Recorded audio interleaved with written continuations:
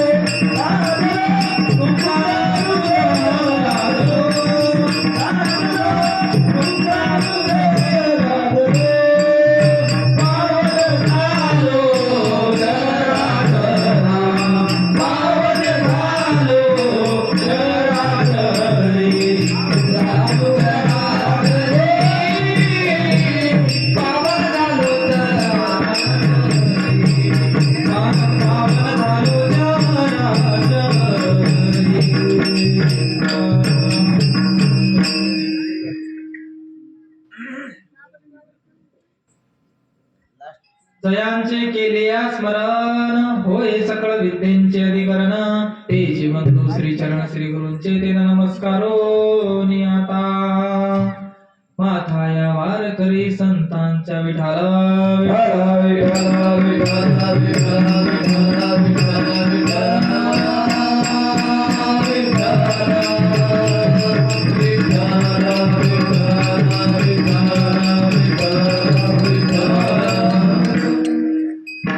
प्रस्तुत प्रसंगी निवडलेला अभंग जगद्गुरु तुकाराम महाराज देहूचे सुप्रसिद्ध वैराग्याचे मूर्तिमंत पुतळे देहूचे सुप्रसिद्ध संत त्यांचा 4 चरणाचा अभंग असून जगद्गुरु तुकाराम महाराज आपल्या या 4 चरणाच्या अभंगातून आपण नामधारक का झालो आणि नामाचं महात्म्य सांगणारा अभंग असून या अभंगाच्या माध्यमातून जगद्गुरु तुकाराम महाराज आपल्याला सांगतात की वनामध्ये तपश्चर्येला न जाता आपण घरामध्ये कशी ब्रह्म ज्ञान अवस्था किंवा ब्रह्मस्वरूप अवस्था कशा पद्धतीने प्राप्त करू याबद्दल सांगितलेला हा आजचा अभंग आहे. विठ्ठल विठ्ठल विठ्ठल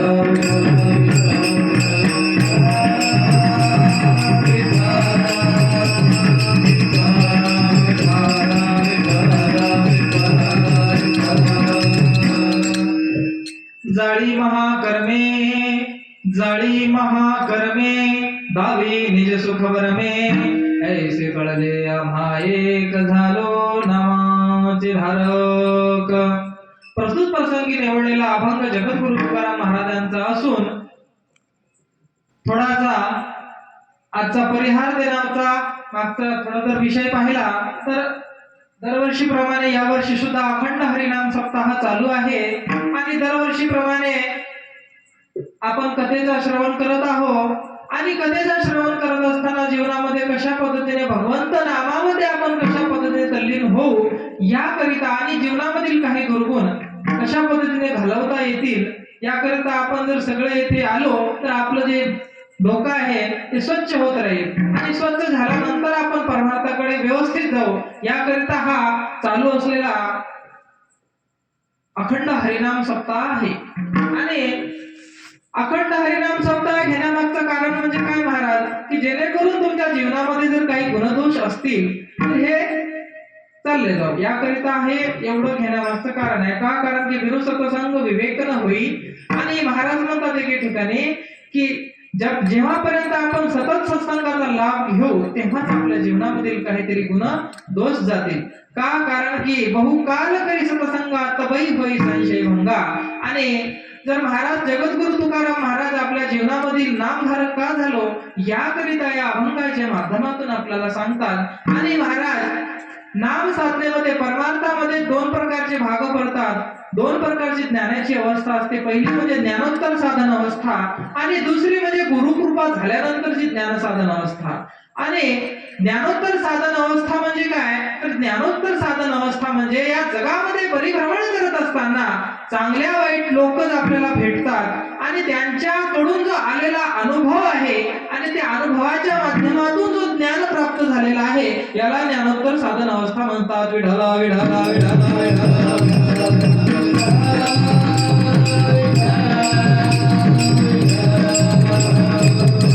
आणि दुसरी जी ज्ञान साधन अवस्था आहे ती आहे गुरुकृपा झाल्यानंतरची ज्ञान साधन अवस्था.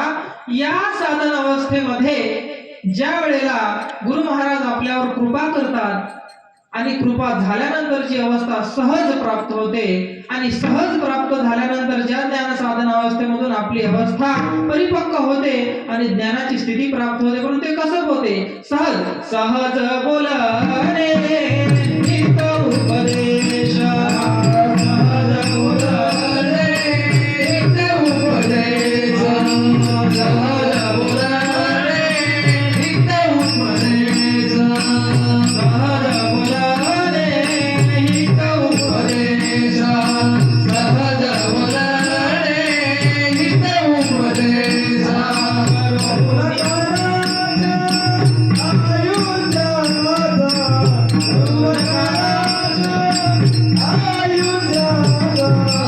सहज बोलणे नित उपदेश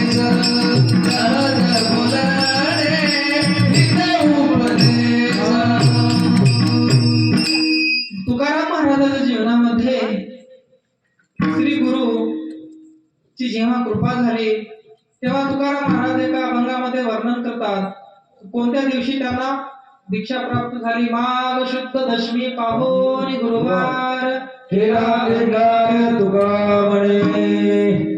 त्या दिवशी बाबाजी चैतन्यांनी त्यांना स्वप्नामध्ये येऊन काय अनुग्रह दिला महाराज आणि मंत्र काय दिलं.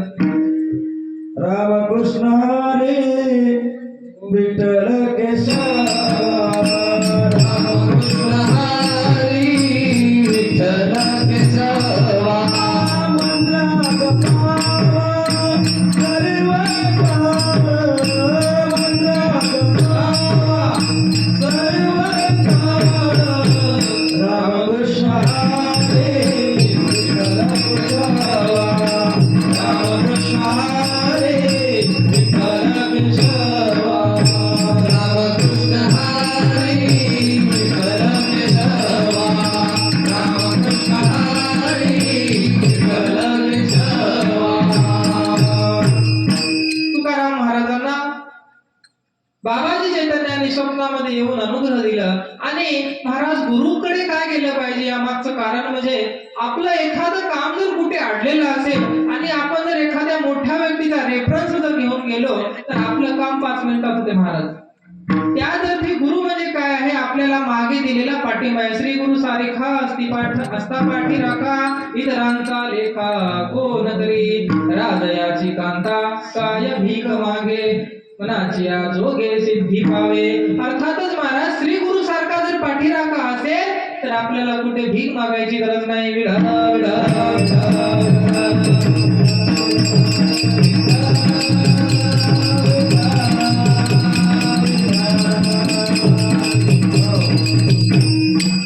पण परमार्थामध्ये आल्यानंतर महाराज गुरु जेव्हा आपण ऐकणे संसार किंवा परमार्थ ह्या 2 बाजू आहेत आणि परमार्थामध्ये जात असताना 3 भाग पडतात गुरुकडे जाताना. एक आहे दीक्षा प्रथम भाग, दुसरा आहे शिक्षा आणि तिसरा आहे अनुग्रह.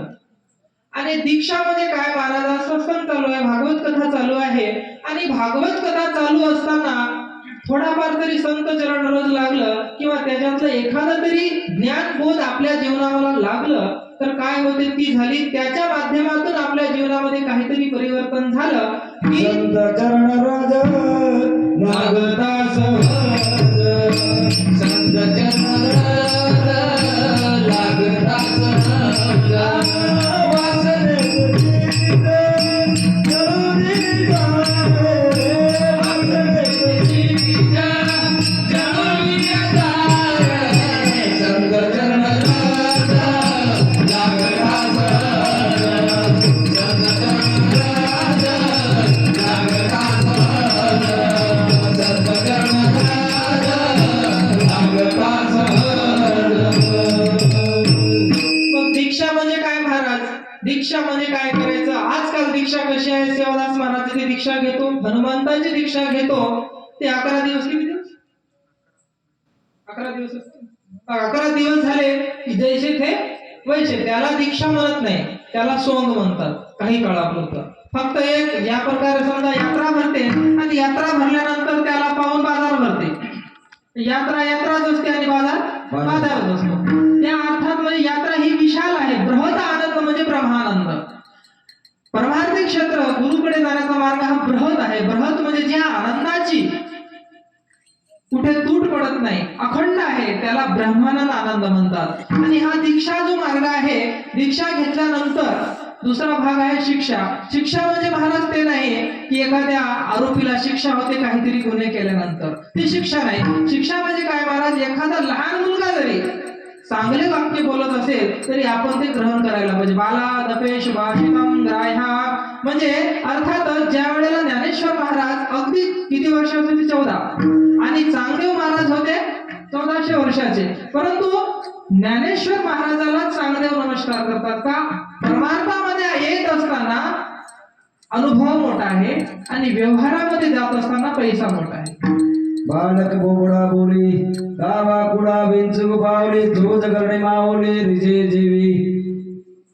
ज्या अर्थी मग ही जी अवस्था आहे परमार्थ आणि व्यवहार यामध्ये तो काळ होता ज्ञानोबाराया पैठणला गेले होते आणि पैठणला गेल्यानंतर मोठमोठे मंडळी होती आणि तेथे आहे की नाही चांगदेवांना एक लक्षामध्ये प्रकाश पडला होता डोक्यामध्ये की ज्ञानेश्वर महाराज म्हणजे हे सर्वसाधारण नव्हे. यांनी काय केलं होतं पैठणच्या सभेमध्ये की मोठमोठे जे द्विज होते त्यांच्या पुढे काय केलं, रेड्याला वेद बोलविला. रेड्याला काय केलं, वेद बोलविला. रेड्या मुखी वेद बोलविला, गर्भद्विजांचा हरविला. वेदामध्ये वेद बोलविला, रेड्या मुखी वेद बोलविला, गर्भद्विजांचा हरविला.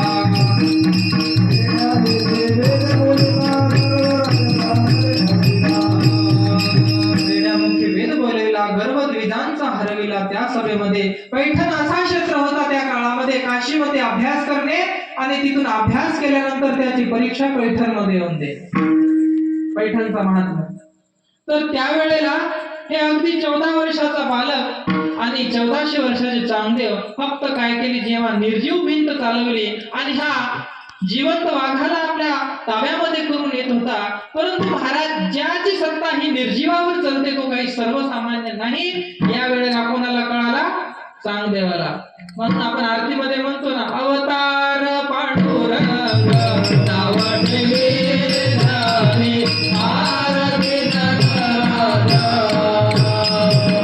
कैवल्य देवा, देवी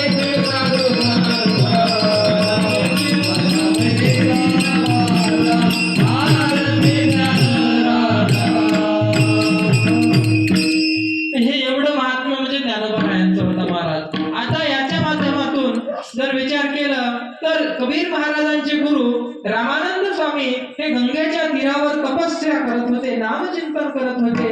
परंतु कबीर महाराज यौन धर्माचे असल्यामुळे रामानंद स्वामीकडे कबीर महाराज गेले आणि कबीर महाराजांना सांगितलं, कबीर महाराजांनी गुरुंना सांगितलं की मला अनुग्रह द्या. परंतु कबीर महाराजांनी सांगितलं की बाबा रे, तू यौन धर्माचा आहे, त्याकरता मी तुला अनुग्रह देऊ शकत नाही. तर मग कबीर महाराजांनी एक युक्ती लावली. त्यांचे गुरु रामानंद स्वामी ज्या रस्त्याने जायचे त्या रस्त्याने काय केलं, कबीर महाराजांनी एक खड्डा खणला आणि खड्डा खणल्यानंतर त्याच्यामध्ये आडवे झोपले आणि अशा प्रकारे झोपले की अंग वरे दिसव नाही, फक्त जे जमिनीच्या लेवल झोपले रात्रीच्या वेळेला पहारे. तर सकाळची वेळ झाली, दैनंदिन कार्यक्रम महाराजांचा स्वामींचा, ते निघाले रस्त्याने आणि रस्त्याने जाताना काय घडलं, कबीर महाराजावर पाय पडलं आणि ज्या अर्थी कबीर महाराजावर पाय पडला त्या अर्थी कबीर महाराजांचे गुरु रामानंद स्वामी यांच्या मुखातून राम राम राम राम हा असा शब्द बाहेर पडाला. तेव्हा कबीर महाराजांनी काय सांगितलं, घ्या म्हणे. स्पर्शही झाला आणि दीक्षाही मिळाली. विठाला विठाला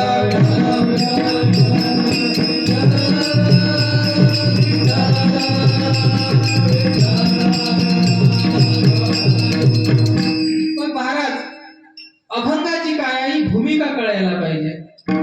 अभंगाची भूमिका जर नाही कळाली तर अभंग कळत नाही.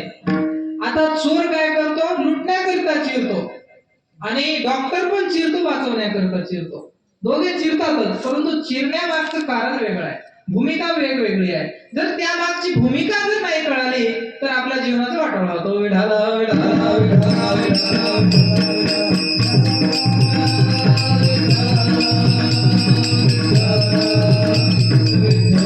भारतामध्ये 2 प्रकारच्या संस्कृती आहेत महाराज. एक आहे पाश्चात्य संस्कृती आणि दुसरी आहे पौरात्य संस्कृती. आता पाश्चात्य संस्कृतीचा जर विचार केला तर ही फॉरेनची संस्कृती आहे आणि पौरात्य संस्कृतीचा जर विचार केला तर ही भारतीय संस्कृती आहे. आता या मागचे एक दृष्टांत आठवते. नवरा बायको होते, त्यांनी काय केलं, त्यांचे 2 मुलं होते. त्यांच्या मुलांनी बाईने काय केलं, त्यांची पत्नी ऑफिसला निघाले पती आणि ऑफिसला गेल्यानंतर महाराज काय झालं, पत्नीने कॉल केला पतीला, अहो म्हणे तुमची मुलं माझी मुलं आपल्या मुलाशी भांडतात. काय म्हटलं, तुमची मुलं माझी मुलं आपली मुलं, तुमची मुलं माझी मुलं आपल्या मुलाशी भांडतात. यामध्ये आता कोण कोणाचं काय झालं कोणी सांगू शकता?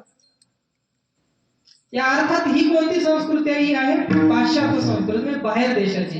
यामध्ये काय आहे महाराज, करारबद्ध विवाह असतो पाश्चात्य संस्कृतीमध्ये. आणि ज्या अर्थी पहिला जो काही मुलगा होता, म्हणजे 2 विवाह झाले होते दोघांचे आणि या दोघांचाही दुसरा विवाह होता. यांची अगोदरची 2 मुलं आणि आताची 2 मुलं. म्हणजे आधीचा विवाह म्हणजे हे यांचे अगोदरचे मुलं यांच्याकडे होते आणि आता हे सोबत आल्यानंतर यांना झालेले मुलं सुद्धा यांच्यासोबत होते. म्हणजे तुमची मुलं माझी मुलं आपल्या मुलाशी भांडतात. विठाल विठाल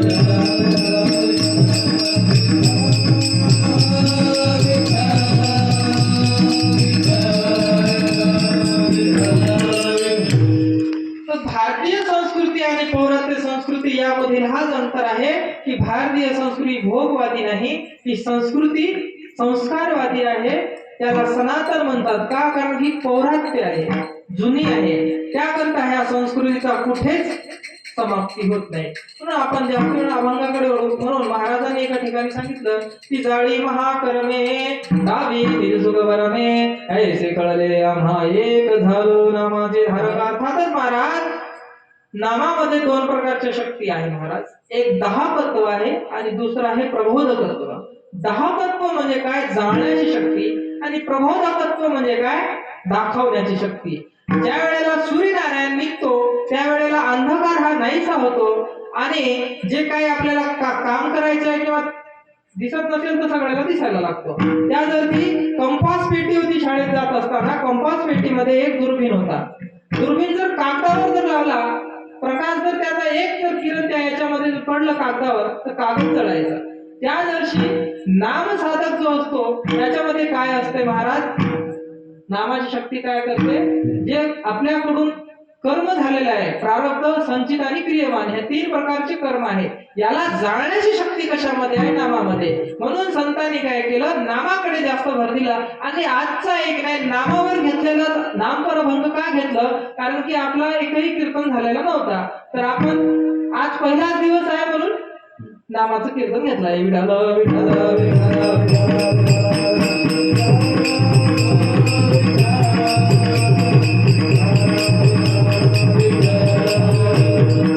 मग महाराज वाल्या कोळी पातकी भूमंडळी. मग वाल्या कोळी सारखा पापी जगामध्ये नव्हता का? कारण की ज्या वेळेला नारद ऋषीला वाल्मिक ऋषीला नारद ऋषीची जेव्हा साथ मिळाली, साथ मिळाल्यानंतर नारद ऋषींनी असे काही प्रश्न विचारले की नारद ऋषी त्यावेळेला जागा झाले. का? प्रात्यवरा उत्तिष्ठ जागृत निबोधित. माणसाने वेळोवेळी जागलं पाहिजे. का? कारण की 3 प्रकारच्या बुद्धी असतात महाराज. एक कापूर बुद्धी, एक गोवरीच्या जातीच्या बुद्धी आणि दुसरी शेणाची बुद्धी. शेणाची जातीची बुद्धी कसं करायला सत्संग आहे. आपण जर त्यांना सांगायला गेलो तर आपल्याला विजवतात. तुमचं तुम्ही काही करा, आम्हाला घेणं देणं नाही. कापराची बुद्धी कशी असते? त्याला सांगितलं की लगेच पेट धरते. मग त्याच अर्थी महाराज काय घडते? रामानंद नावाचे रामतीर्थ म्हणतो त्यांना. ते काय रस्त्याच्या कड्याने निघाले आणि रस्त्याच्या कड्याने जात असताना ते होते लाहोरमध्ये प्राध्यापक गणिताचे. आणि गणिताचे प्राध्यापक असल्यामुळे कॉलेजला रोजचा येणं जाण्याचा क्रम होता. मग रस्त्याने जात होते, सत्संग चालू होता. त्याच्यामध्ये काकड्यामधलं एक भजन चालू होतं. आयुष्य जात आहे पहा, काळ जपत असे महा, स्वहिताचा घोर वहा, ध्यानी रहा श्रीहरीच्या. अर्थातच महाराज त्या वेळेला ते जागृत झाले आणि लगेच हिमालयामध्ये तपश्चर्या करायला निघाले. आणि तपश्चर्या केल्यानंतर भगवंत प्रसन्न झाले आणि भगवंतांनी सांगितलं, माग मध्ये तुला काय मागायचं? तेरे भावे जो भला भलो बुरो संसार, राजी है हम उसी में जिसमें तेरी रंजा है, चाहे तू सर से तन उतार दे, चाहे सिर उठा दे, रंजा हम उसी में है जिसमें तेरी रंजा है. मग महाराज ते जागृत झाले. म्हणून संतांनी सांगितलं, आता अमृताची गोडी तुझ्या भजनात, अमृताची गोडी गोडी तुझ्या भजनात, अमृताची गोडी तुझ्या भजनात, अमृताची गोडी तुझ्या भजनात.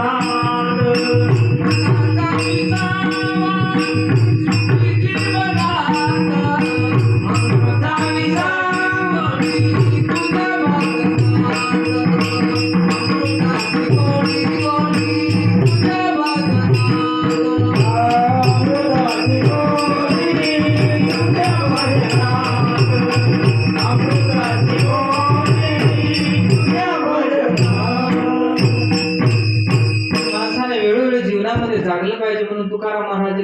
म्हणतात आता जागा रे भाई नो जागा,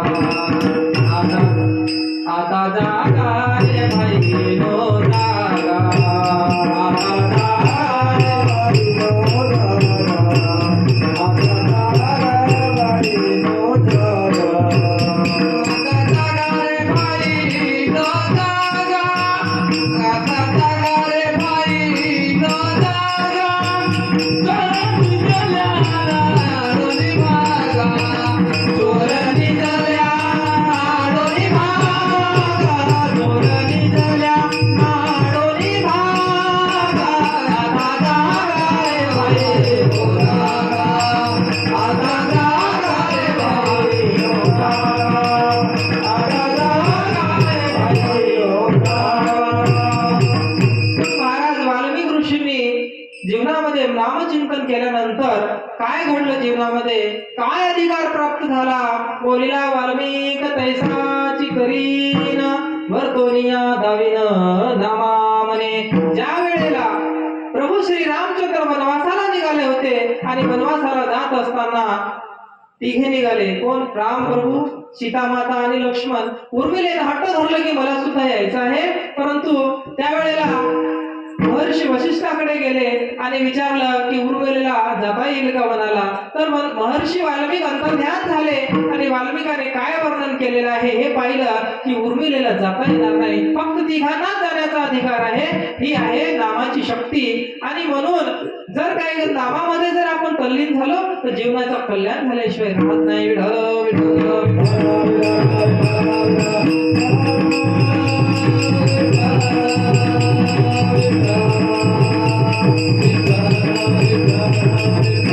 अधिकार काय प्राप्त झाला? केले रामायण रामाधी, केले रामायण रामाधी, केले रामायण रामाधी, केले रामायण रामाधी, केले रामायण रामाधी, केले रामायण रामाधी, केले रामायण रामाधी, केले रामायण रामाधी. बोलतो निया दावीन नामामध्ये. अर्थातच महाराज हे असं जर आपल्या जीवनामध्ये घडलं तर नामामध्ये काय शक्ती आहे? अभंगाच्या पहिल्या चरणात.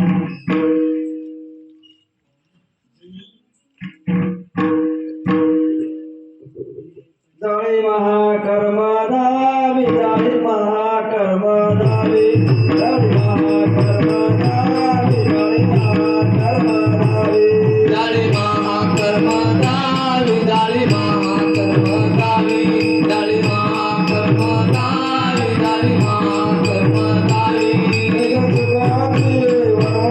निज सुख वर्म, निज सुख